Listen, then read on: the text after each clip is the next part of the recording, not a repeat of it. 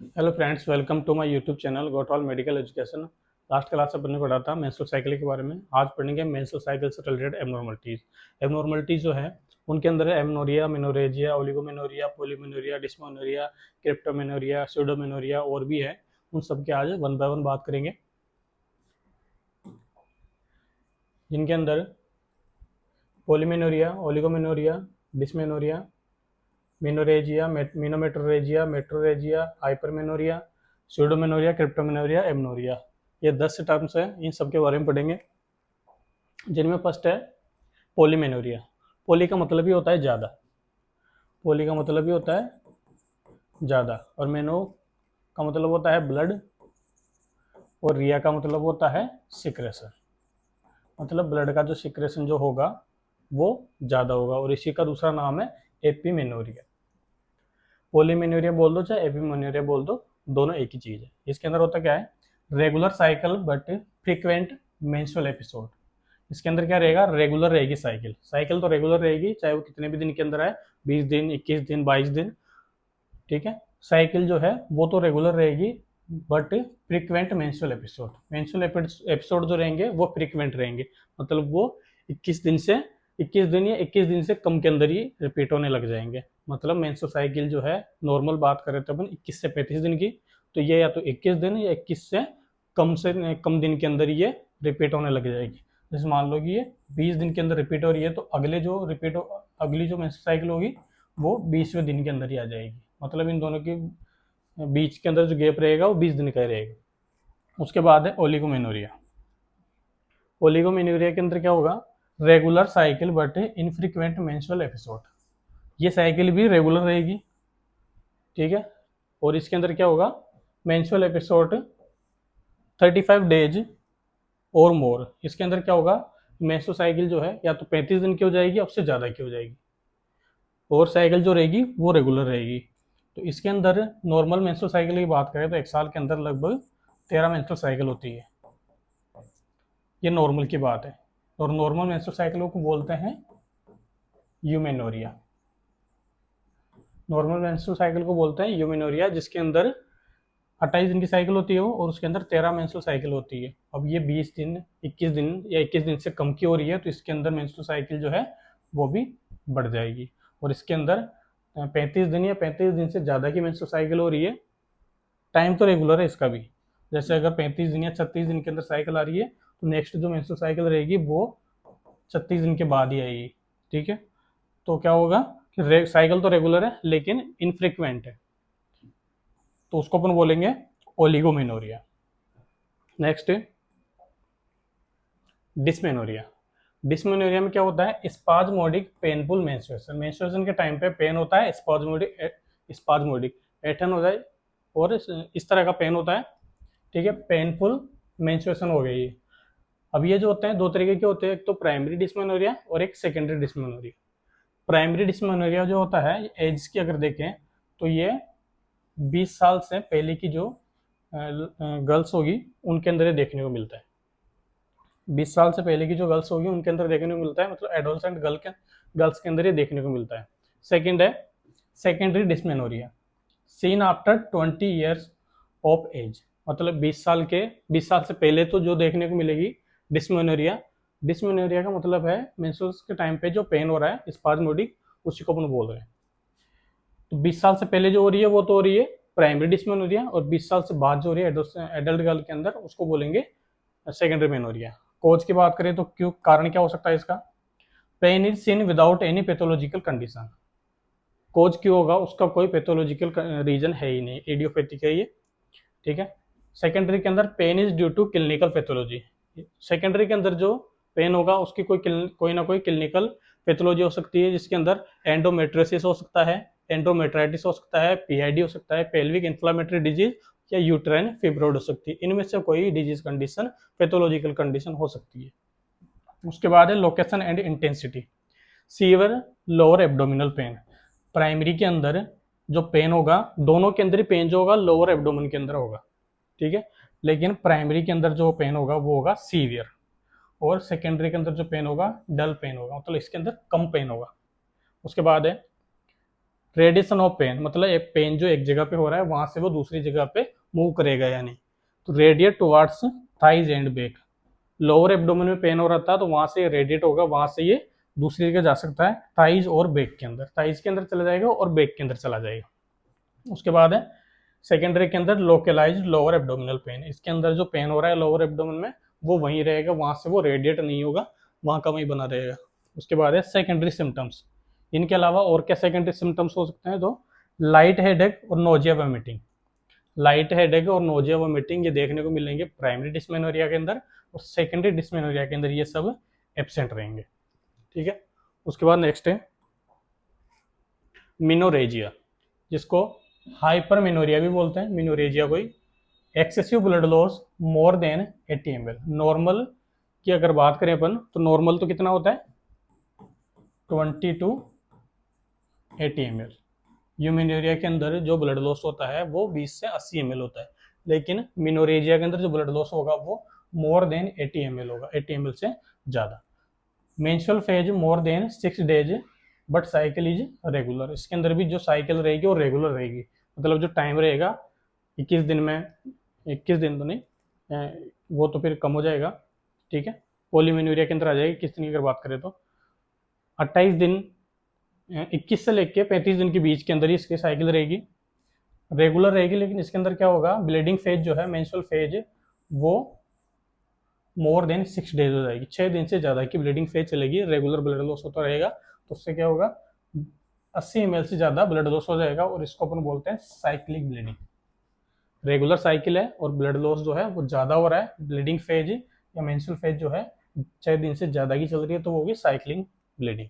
उसके बाद है मिनोमेट्रोरेजिया, इसके अंदर क्या होगा excessive blood loss more than 80 ml, वही वाली कंडीशन है, excessive blood loss more than 80 ml, bleeding phase more than 6 days। यहाँ तक तो दो सेम कंडीशन है, excessive blood loss more than 80 ml, इसमें भी था excessive blood loss more than 80 ml और bleeding phase more than 6 days, दोनों के अंदर यहाँ तक सेम कंडीशन है। साइकिल इज रेगुलर, साइकिल अगर रेगुलर है तो उसको बोलेंगे मिनोरेजिया। साइकिल इज इरेगुलर और फ्रीक्वेंट, साइकिल जो है इरेगुलर है, टाइम कोई फिक्स नहीं है साइकिल का, कब कितने दिन के बाद साइकिल रिपीट होगी, और फ्रीक्वेंट है, फ्रीक्वेंट का मतलब है कि ये 28 दिन से पहले ही होगी। ठीक है। फ्रीक्वेंट है और इरेगुलर है, ऐसी कंडीशन है कि इसके साथ 6 दिन तक 6 दिन से ज़्यादा ब्लीडिंग फेज या मेंस्ट्रुअल फेज चल रही है और 80 ml से ज़्यादा ब्लड लॉस हो रहा है, तो उसको बोलेंगे एसाइक्लिक ब्लीडिंग। ठीक है। और इस कंडीशन को बोलेंगे मिनोमेट्रोरेजिया। उसके बाद है मेट्रोरेजिया। मेट्रोरेजिया के अंदर क्या होता है इरेगुलर टाइम ब्लीडिंग, इसके अंदर क्या होगा irregular time bleeding but amount of blood loss is normal. Bleeding का जो फ्रीक्वेंसी है, जो टाइम है, वो कोई फिक्स नहीं है, कभी भी ब्लीडिंग हो सकती है, लेकिन जो अमाउंट ऑफ ब्लड लॉस रहेगा, ब्लड लॉस अमाउंट नॉर्मल कितना होता है 20 to 80 ml, इसी रेंज के अंदर रहेगा, लेकिन साइकिल का जो टाइम है वो कोई फिक्स नहीं रहेगा, उसको बोलेंगे मेट्रोरेजिया। नेक्स्ट है हाइपरमेनोरिया। हाइपरमेनोरिया जो है regular blood loss but less than 20 ml, blood loss जो है साइकिल जो है रेगुलर चल रही है, लेकिन हो क्या रहा है इसके अंदर जो नॉर्मल जो है उससे, नॉर्मल ब्लड लॉस है उससे कम हो जाएगा, ब्लड लॉस जो है कम होगा। Menstrual phase less than 2 days, menstrual phase जो रहेगी इसके अंदर 2 दिन की हो जाएगी, इसके अंदर मेंस्ट्रुअल फेज जो थी 6 दिन से ज़्यादा की हो रही है। ठीक है। तभी जाके ब्लड लॉस जो है 80 ml से ज़्यादा हो रहा है, और इसके अंदर ब्लड लॉस जो है 20 ml से कम हो रहा है, और ब्लीडिंग फेज या मेंस्ट्रुअल फेज जो है वो 2 दिन से कम की हो जाएगी, जिसको अपन बोलेंगे हाइपोमेनोरिया। हाइपो का मतलब भी होता है कम, ठीक है, हाइपर का मतलब होता है ज़्यादा। स्यूडोमेनोरिया, स्यूडो का मतलब होता है फॉल्स। स्यूडोमेनोरिया ट्रेस पर vaginal bleeding seen in female newborn child at least 2 to 3 days after birth. Birth के बाद ट्रेस पर वेजाइनल, ट्रेस का मतलब है कुछ मात्रा में, पर vaginal bleeding seen in female newborn child at least 2 to 3 days, 2 से 3 दिन, 2 से 3 दिन तक ट्रेस कुछ अमाउंट के अंदर ब्लड जो है वो देखने को मिलता है फीमेल न्यूबॉर्न चाइल्ड के अंदर। ठीक है। ये होता है एस्ट्रोजन और प्रोजेस्टेरोन हार्मोन की वजह से। इसको अपन बोलते हैं स्यूडोमेनोरिया। स्यूडो का इसको स्यूडो पाल्स मेनोरिया भी बोल सकते हैं, क्योंकि ये प्रॉपर जो मेंस्ट्रुअल साइकिल होती है उसके तरह से नहीं हो सकती है, स्पॉटिंग देखने को मिलती है बस, इसलिए इसको स्यूडोमेनोरिया बोलते हैं। नेक्स्ट क्रिप्टोमेनोरिया। क्रिप्टोमेनोरिया को हेमेटोकोल्पस भी बोलते हैं। क्रिप्टोमेनोरिया को हेमेटोकोल्पस भी बोलते हैं। हेमेटोकोल्पस क्या होता है बताऊंगा अभी। In female present menstrual like symptoms without presence of per vaginal bleeding. Normal menstrual cycle की अगर बात करें तो उसके जो साइन होते हैं, साइन सिम्टम्स जो होते हैं, उसके अंदर परवेजनल ब्लीडिंग होता है, लोअर एब्डोमिनल पेन होता है, और पेन जो होता है लोअर एब्डोमिन की जगह बैक में भी हो सकता है, ठीक है, और थाइज में भी हो सकता है। इसके अलावा इंक्रीज बॉडी टेम्परेचर इंक्रीज होता है और इरिटेशन होता है। ये मेंस्ट्रुअल साइकिल के सिम्टम्स हैं। क्रिप्टोमेनोरिया के अंदर क्या होगा, ये तीनों जो साइंस हैं, ये तो सिम्टम्स हैं, वो तो देखने को मिलेंगे, लेकिन परवेजनल ब्लीडिंग इसके अंदर देखने को नहीं मिलेगी। इसका जो रीजन होता है, इसका जो कॉज होता है, वो होता है इनपरफोरेटेड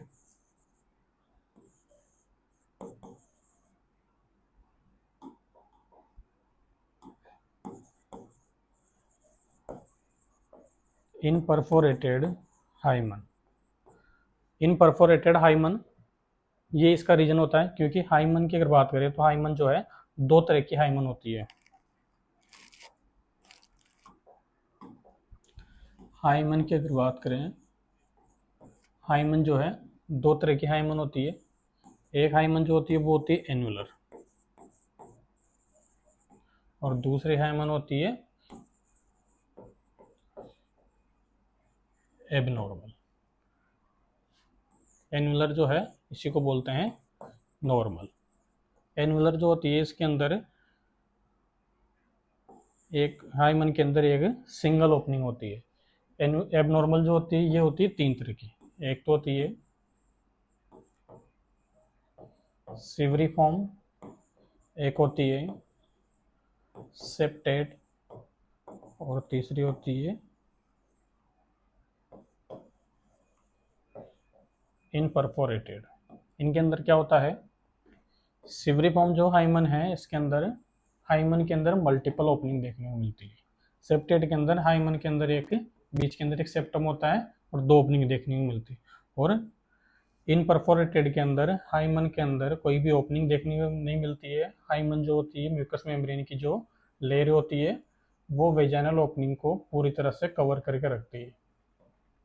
तो मेंस्ट्रुअल साइकिल की जो भी प्रोसेस है वो प्रोसेस ऊपर से चलेगी, ठीक है। चलने के बाद जो सेल्स का सेल ब्रेकडाउन होगा, सेल का नेक्रोसिस होगा, नेक्रोसिस होने के बाद सेल्स वहाँ से टूटने लग जाएगी। टूटने के बाद जो एंडोमेट्रियम है उसका सेट डाउन होगा। सेट डाउन होने के बाद जो ब्लड है वो वहाँ का ब्लड और सेल टिश्यू वो यूट्रस के अंदर इकट्ठा हो जाएंगे। इकट्ठा होंगे उस कंडीशन को तो बोलते हैं हेमेटोकोल्पस।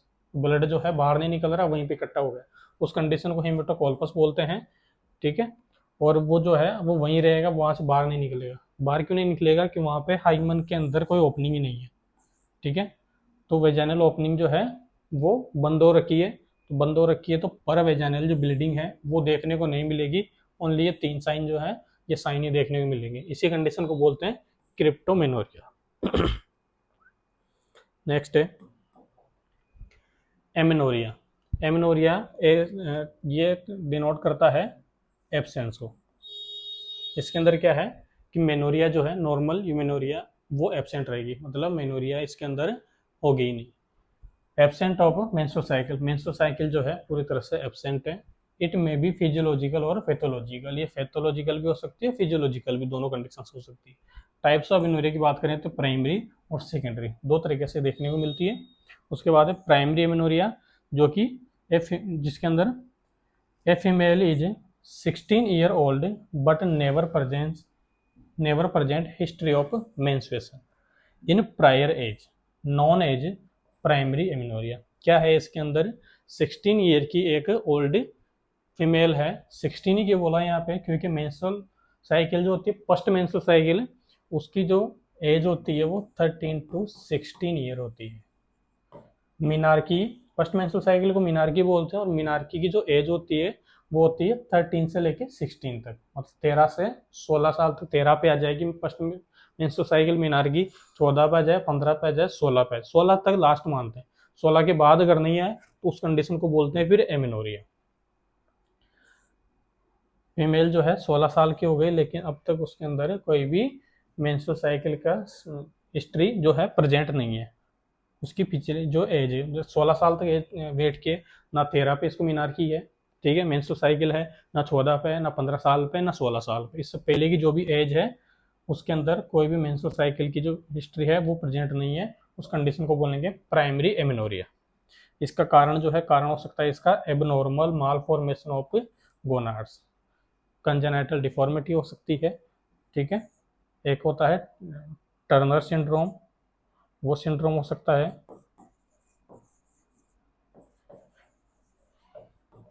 इनके अंदर क्या होता है, एबनॉर्मल मालफॉर्मेशन होता है गोनाड्स का, ठीक है। जेनाइटल ऑर्गन्स जो है उनका मालफॉर्मेशन होगा, उसकी वजह से जो नॉर्मल फिजियोलॉजिकल कंडीशन है वो कंडीशन नहीं बन पाएगी, तो उसकी वजह से ये जो प्रॉब्लम है एमिनोरिया की वो देखने को मिल सकती है। नेक्स्ट है फिजियोलॉजिकल एमिनोरिया। फिजियोलॉजिकल एमिनोरिया के अंदर है फर्स्ट प्रेगनेंसी। फिजियोलॉजिकल एमिनोरिया जो है, एमिनोरिया फिजियोलॉजिकल मतलब बॉडी का कोई फिजियोलॉजिकल फंक्शन है उसकी वजह से ये बंद होगी। लैक्टेशन, ये फर्स्ट है प्रेगनेंसी। प्रेगनेंसी के अंदर क्या होगा, प्रोजेस्टेरोन हार्मोन मेंटेन करके रखने का काम करता है एंडोमेट्रियम को, वो तो सेट डाउन होने नहीं देगा। तो प्रेगनेंसी कंसीव होने के बाद 3 महीने तक, प्रेगनेंसी कंसीव होने के बाद 3 महीने तक जो कॉर्पस लूटियम बनता है, ठीक है, कॉर्पस लूटियम बनता है, वो कॉर्पस वेरम में चेंज हो जाता है, ठीक है, और वो प्रिवेंट करने का काम करता है एंडोमेट्रियम को। ये मेंटेन करने का काम करता है कब तक, लगभग 12 वीक्स तक। 12 वीक्स तक वे मेंटेन करने का काम करता है, ठीक है। और ये मेंटेन करने का जो काम करता है कब तक करता है, जब तक कि प्लेसेंटा ना बन जाए। ये मेंटेन करने का काम करता है जब तक कि प्लेसेंटा नहीं बन जाए। प्लेसेंटा बनने के बाद तो प्लेसेंटा जो है वो खुद से सिक्रेट करने लग जाएगी प्रोजेस्टेरोन, ठीक है, जो कि खुद मेंटेन कर लेगी एंडोमेट्रियम को। तो प्लेसेंटा बनने तक मेंटेन करने का जो काम है वो करता है कॉर्पस वेरम, ठीक है।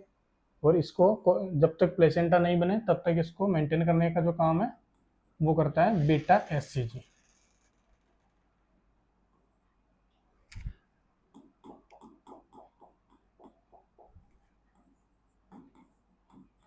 बीटा एससीजी कॉर्पस वेरम को जो मेंटेन करने का जो काम है वो करती है बीटा एससीजी। उसके बाद है लैक्टेशन। लैक्टेशन के अंदर क्या होता है, लैक्टेशन प्रोसेस, इसकी वजह से जो एमनोरिया है वो देखने को मिलता है। होता क्या है, इसके अंदर बेबी जैसे सकिंग करता है, तो सक करने की वजह से हाइपोथैलेमस के पास इम्पल्स आती है और वो रिलीज करता है प्रोलैक्टिन और ऑक्सीटोसिन। प्रोलैक्टिन और ऑक्सीटोसिन, प्रोलैक्टिन जो है मिल्क को बनाने का काम करेगा और ऑक्सीटोसिन जो है इजाकुलेशन का काम करेगा, इजेक्ट करने का उसको काम करेगा, ठीक है। और ये दोनों हार्मोन जब सीक्रेट होते हैं, ठीक है, तो ये जो एफएसएच और एलएच, इनके सिक्रेशन को ये डिक्रीज कर देते हैं, इनके सिक्रेशन को ये कम कर देते हैं, ठीक है। तो इसकी वजह से प्रेगनेंसी लैक्टेशन के अंदर एमिनोरिया देखने को मिलता है। उसके बाद है मीनोपॉज। मीनोपॉज के अंदर क्या होता है, complete cessation of menstrual cycle. Menstrual cycle पूरी तरह से बंद हो जाती है, वो होती है हार्मोनल इम्बेलेंस की वजह से। हार्मोन जो है इनका इम्बेलेंस होता है, ठीक है, उनकी वजह से मीनोपॉज होता है। मीनोपॉज को अपन डिटेल में अलग से पढ़ेंगे। उसके बाद है पैथोलॉजिकल कंडीशन, कोई डिजीज कंडीशन होगी उनकी वजह से। डिजीज कंडीशन फर्स्ट है ट्रोमा, कोई एक्सीडेंटल या ट्रोमा है, ट्रोमा की वजह से प्रॉब्लम हो रही है, पेल्विक ट्रोमा हो जाए, ठीक है, तो उसकी वजह से जो होगा वो होगा पैथोलॉजिकल एमिनोरिया। उसके बाद है इन्फेक्शन, पेल्विक इन्फेक्शन हो जाए कोई सा भी, ठीक है, पीआईडी हो जाए, पीआईडी के अंदर भी जो जितने भी जो ऑर्गन्स इंक्लूड होते हैं उनका कोई पर्टिकुलर इन्फेक्शन हो जाए, वो भी इफेक्ट कर सकते हैं। उसके बाद पीसीओडी, पॉलीसिस्टिक ओवेरियन डिसऑर्डर। पहले पीसीओडी था, इसका नाम चेंज हो गया है PMOS, poly endocrine metabolic ovarian syndrome. इसकी वजह से भी हो सकता है पैथोलॉजिकल एमिनोरिया। उसके बाद है सियांस सिंड्रोम। सियांस सिंड्रोम के अंदर क्या होता है, इस्केमिक नेक्रोसिस। इस्केमिक नेक्रोसिस इसके अंदर देखने को मिलता है एंटीरियर पिट्यूटरी ग्लैंड को। एंटीरियर पिट्यूटरी ग्लैंड जो है उसके अंदर इस्केमिक नेक्रोसिस देखने को मिलता है, जिसकी वजह से क्या होगा, एब्सेंट सिक्रेशन ऑफ गोनेडोट्रोपिन्स। गोनेडोट्रोपिन्स जो है ये हार्मोन्स का सिक्रेशन जो है वही एब्सेंट देखने को मिलता है, तो आगे का प्रोग्राम तो होगा ही नहीं। उसके बाद है आसरमान सिंड्रोम, आसरमान सिंड्रोम के अंदर क्या होता है, intra uterine adhesion of uterine layer due to any infection, कोई भी इन्फेक्शन हो जाए, इन्फेक्शन होने की वजह से इंट्रा यूटेराइन लाइफ के अंदर ही जो फीमेल चाइल्ड है उसके यूट्रस के अंदर जो लेयर है उसकी यूट्रस की वो आपस में अटैच हो जाए, तो वो होता है intra uterine life adhesion of uterine layer due to any infection, और ये होता है किसके अंदर, आसरमान सिंड्रोम के अंदर। आसाराम के जैसा ही दिखने में आसरमान, आसाराम का जो काम था वही काम ये करता है, वो भी उसका चिपकने का काम था, ये भी चिपक जाता है इसके अंदर। ये थी मेंस्ट्रुअल साइकिल से रिलेटेड एबनॉर्मलिटीज।